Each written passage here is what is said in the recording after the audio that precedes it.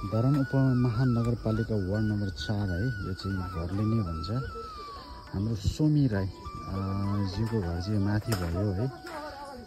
2 दिन अगाडिको चाहिँ ठुलो वर्षाले, रातिको वर्षाले चाहिँ रोडबाट चाहिँ हैन भल छिरेर घरमा पसेर अनि घरमुनिको यो सबै पहिरो बनाइदियो हेर्नुस् हैन। तलैसम्म पहिरो गएछ। यसरी उतापट्टि खेत भयो, तलैसम्म गएछ।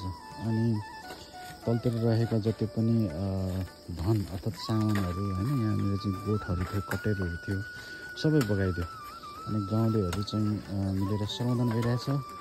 स्थानीय निकाय अब यहाँको चाहिँ वार्ड नम्बर 4 मा पनि सबै जानकारी गराइसकेको अवस्था, तर त्यति सहयोग र स्थानीय सरकारको चाहिँ वार्डको चाहिँ प्रतिनिधिहरूको त्यति समन्वयकारी भूमिका पनि देखिएको छैन। सायद हामी आशा गर्छौँ उहाँले चाहिँ समन्वयकारी भूमिका खेल्नुहुनेछ, उहाँलाई चाहिँ राहतको लागि केही कदमहरू चाल्नुहुनेछ भन्ने हामी आशावादी छौँ।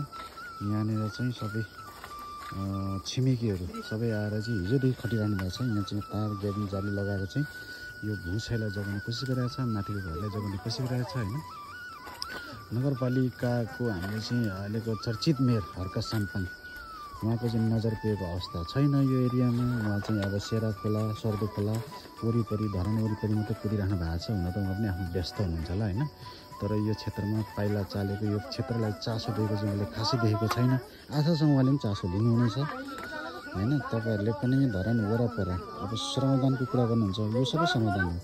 अब चाहिँ हाम्रो अवश्यतिरमा समाधान त धेरै वर्षदेखि नै भइरहेको अवस्था हो हैन, तर त्यति चर्चामा नआएको। अब श्रमदाता भनेर, श्रमदाताको पिता भनेर धरानमा चाहिँ एकदमै चर्चित नाम कमाउनु भएको हैन, देशमा नाम कमाउनु भएको हर्क साम्पाङ उहाँको नजर पुगोस् यो एरियामा भन्ने चाहिँ हाम्रो अपेक्षा हो।